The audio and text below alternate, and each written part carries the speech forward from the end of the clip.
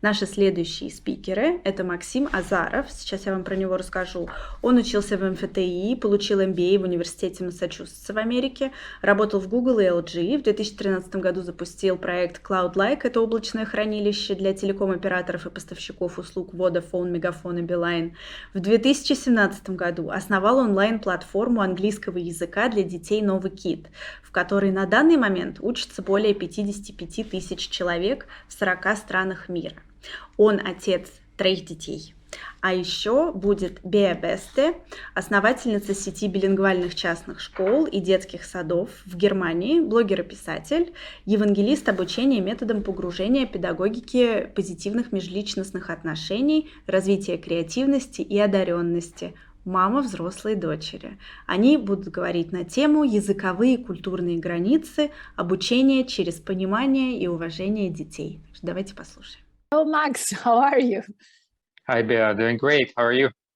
I'm really fine in wonderful autumny Berlin. And well, as we are now broadcasting for the Self Mama Forum, I reckon we should introduce ourselves so that the people get to know who are we, how are we here, and what are we talking about, right? Sure. Let's do it. I thought everybody knew us already, but you're right, not everybody. So quick thing. Yeah, let's do a bit of introduction. So I'm Max Azarov. I'm founder, one of the co-founders and CEO of Novakid. We're the largest online English learning school in Europe. Very cool stuff. I'm Béa Beste. I was born in Romania, not that far from Russia, but I live in Germany, and I founded here a chain of bilingual schools called Forms, and I blog and I write books about children's education and how kids can learn better in this life. Yeah. Cool.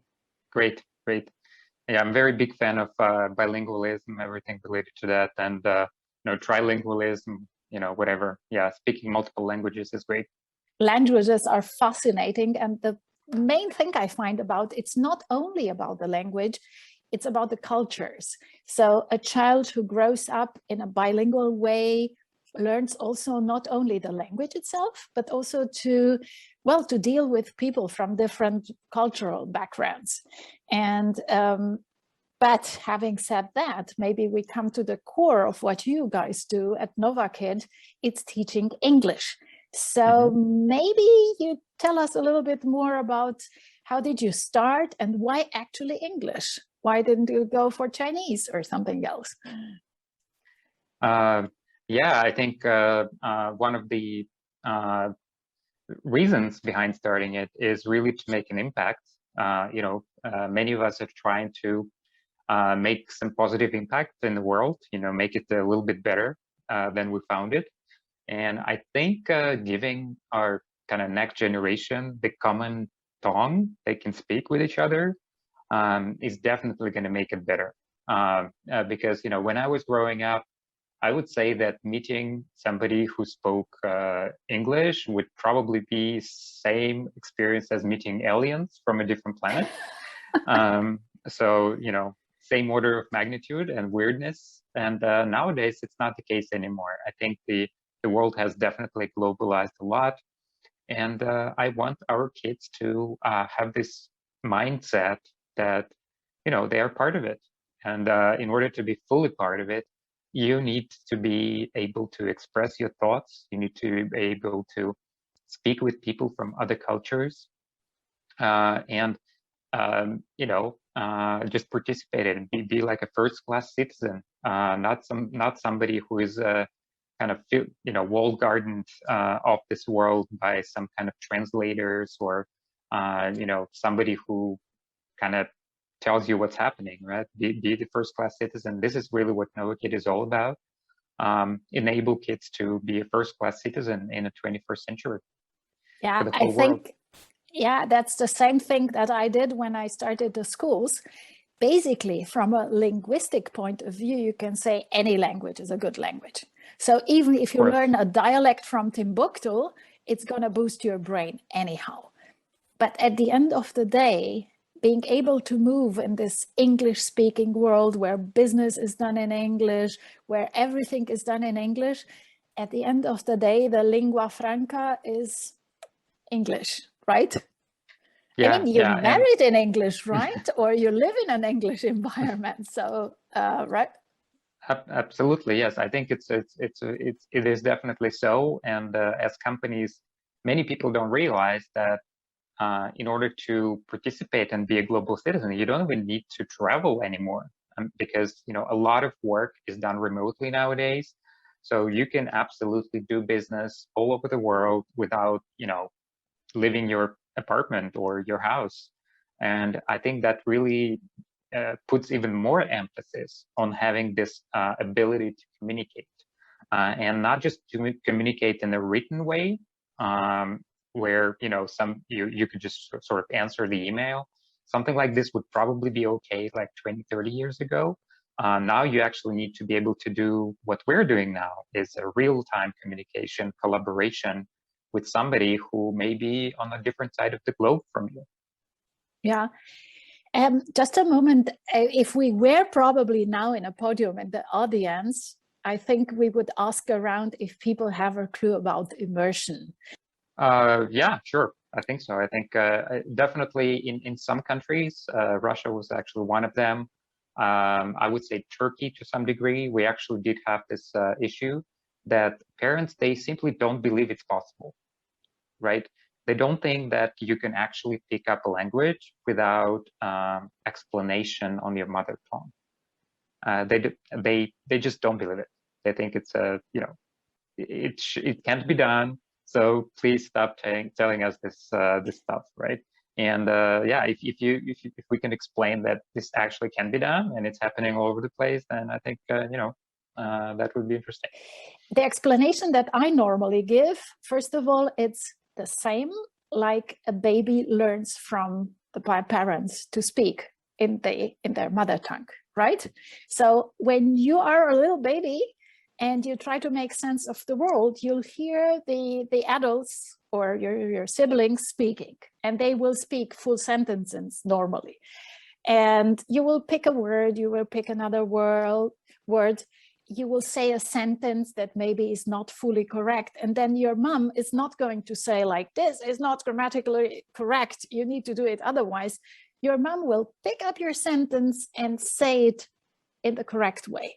And this is basically immersion. Somebody talks to you and you start to make sense of the words, of the sentences, of what they want to say to you, and then you try yourself. And the other explanation that I normally have is normally when you go to Italian restaurants or you go to Italy, I think the world-class people in immersion are the Italians. They will get you in there, they will make you feel good. Again, the fun element, making you feel welcome, like buonasera signore, and they are going to talk to you and invite you to a table, give you good food, also brain food, I think. And then in this moment where you feel accepted as a human being, as another person, and you start to pick up words, that's immersion, right? And yeah, that's what you guys do. Yeah, bellissimo. Yeah, well explained. Bellissimo. Yes, totally. I think, yeah, many people forget that they had to learn their mother tongue at some point, and they just don't appreciate that, it's really is this, you can really learn more languages the same way. You don't really have to, learn your second language differently from your first language. And, it's a very simple point, but just for some reason, a lot of people, they just don't appreciate it. So it's always good to kind of remind it. I think it's always very difficult for the people who learned things in a certain way. And we know all how the typical school language learning is by reciting, I don't know, the past tense, perfect, whatever things, or also learning the vocabulary. Yeah. That's something, it isn't bad, you learn, but you don't learn to communicate, to have a sense of the culture. It's a little bit stiff.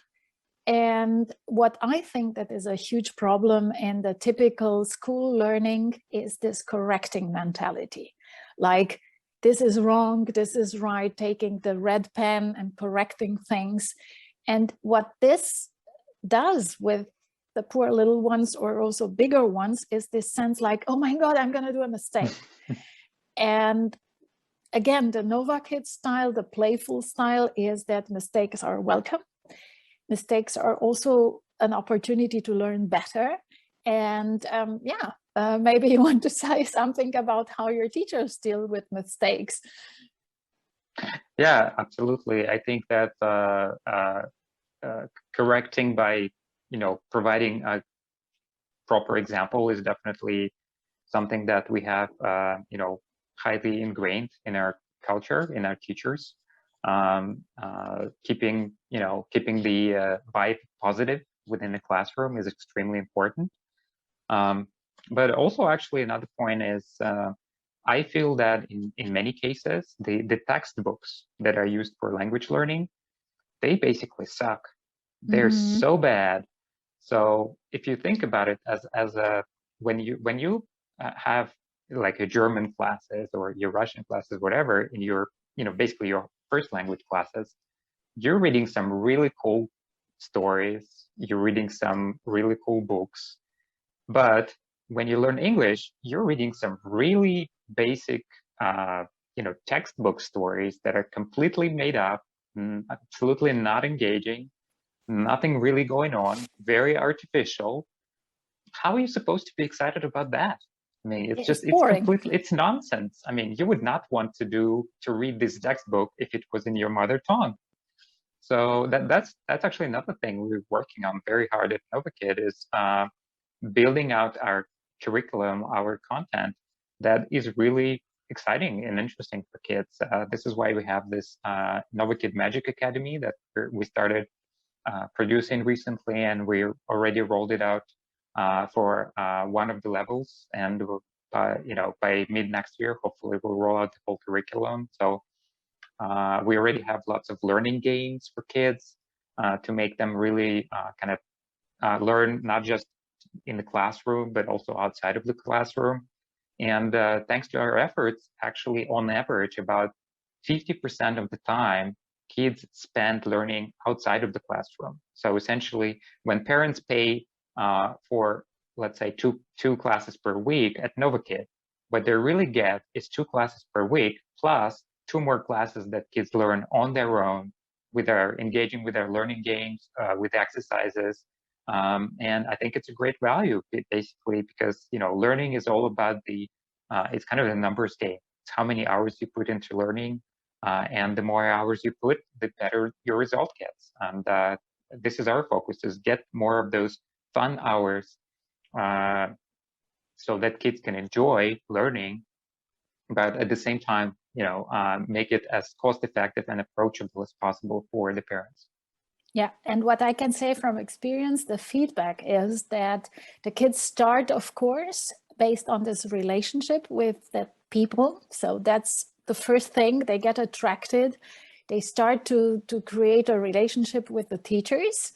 And then they get into the Novakid world and they start to do the exercises.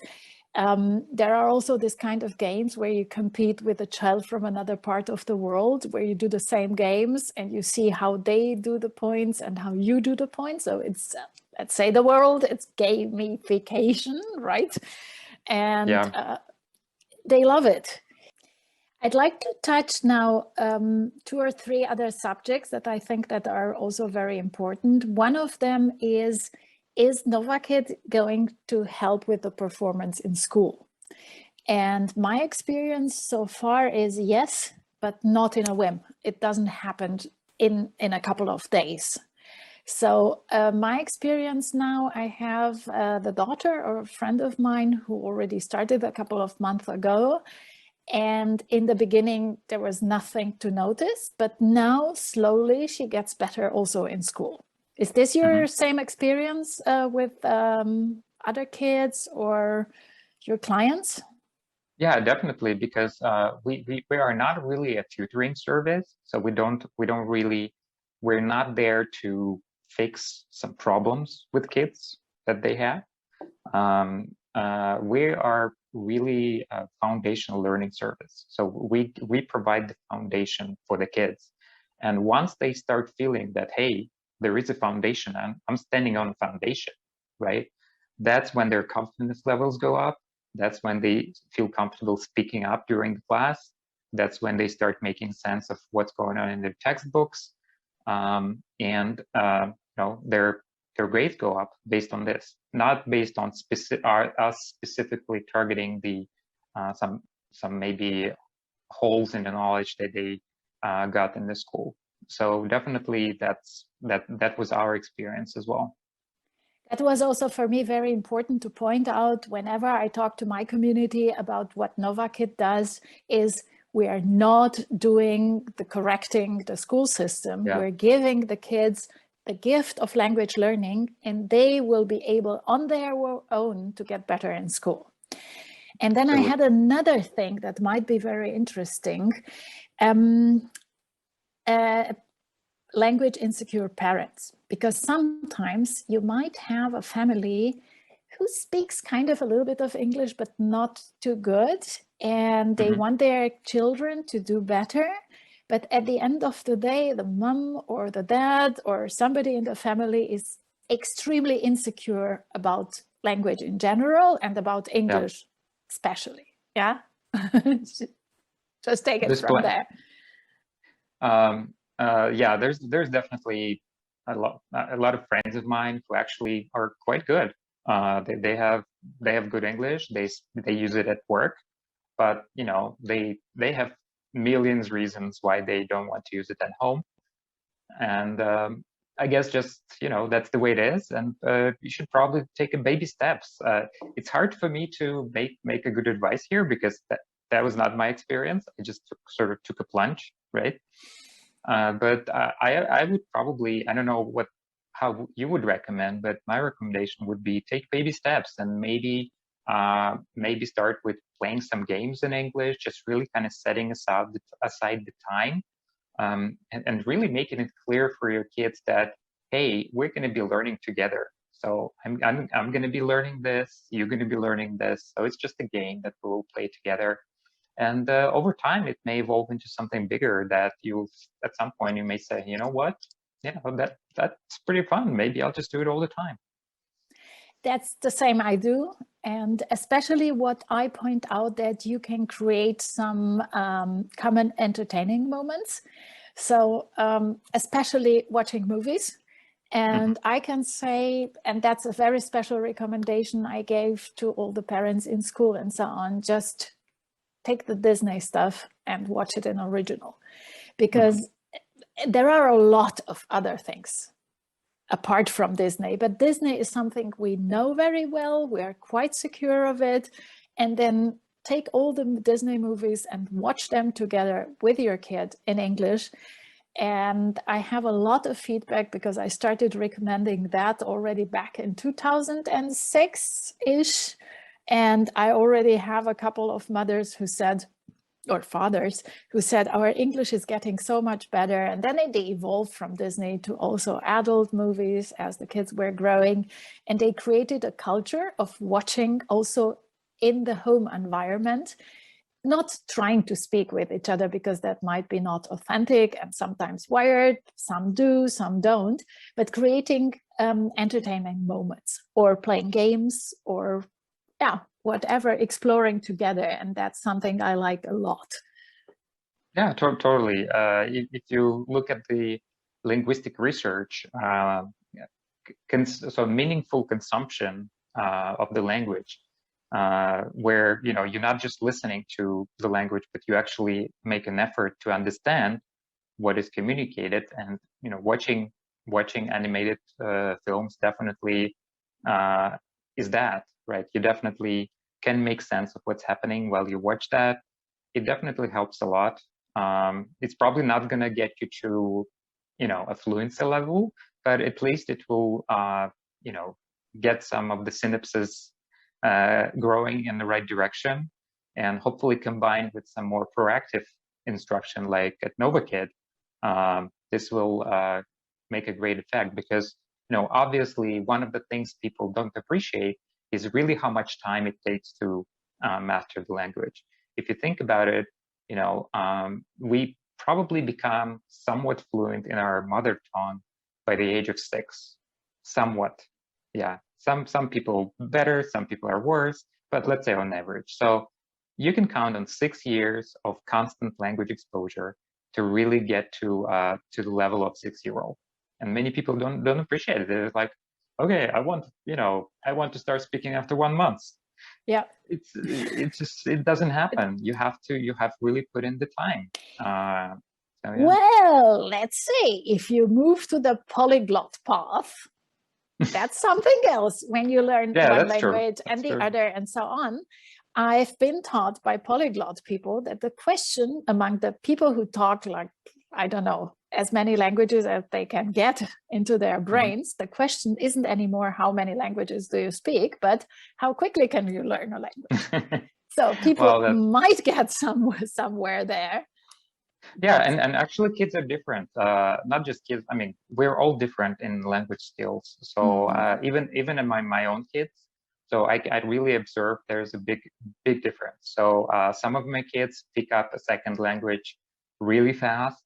And for example, my middle daughter, she barely ever speaks English. I mean, she just doesn't like doing that for whatever reason. She understands everything 100%. But, for whatever reason, she just maybe feels a little bit shy. And she only actually, interestingly, she only speaks with her teacher, with her Novakid teacher. She always speaks, Russian. Maybe she's the smartest one because she knows that I understand Russian, so why bother? That's also one very interesting point. So I know about a lot of kids that would only speak if it makes sense. So if she totally gets it that you can perfectly speak Russian, it's not a point for her to make an effort to speak English, right? Yeah, could be, that could be. But my older son, for example, he's okay with speaking English to me. Yeah. So for whatever reason, he's totally cool with that. So yeah, kids are different. They have different kind of abilities. They learn at different pace. And languages is no exception. There's, some kids are better to pick it up. Some kids are a little bit slower. But ultimately, if you put in enough effort, most 99.9% are perfectly capable of knowing, using 2 languages at the same time. I can totally reinforce that. And I've seen kids learning, maybe having some difficulties in the very first month of learning, but kids come across. Normally they will deal with that, they will enjoy it. So I can only recommend to try it out. You guys have also the opportunity to try out 1 hour just to see how it is. And it's something that is fun to learn and you'll get eventually into there. And now I can tell because I've been doing bilingual schools, and now I can see kids who have been there 12 years in that schools. And at the end of the day, I saw kids who were capable of teaching themselves other languages, who got very independent. And we started our conversation with that, and I will have my last sentences on that. Learning a language is not only learning a language, it's also about cultural ability. And every child who gets the gift of getting in touch with more languages has also the gift to be in touch with more cultures, and also to feel in different cultures all over the world, to feel more adept to express their thoughts, to understand the other people, and at the end of the day, to feel better. Yeah, feel better, be more successful, make bigger impact, and make the humanity better at the end of the day. I hear from our colleagues it's time to wrap up. So let's say goodbyes. Thanks a lot for this time and great conversation. I hope that we'll meet some more and discuss some other topics, maybe artificial intelligence or something. Yes, absolutely. Thank you, Max.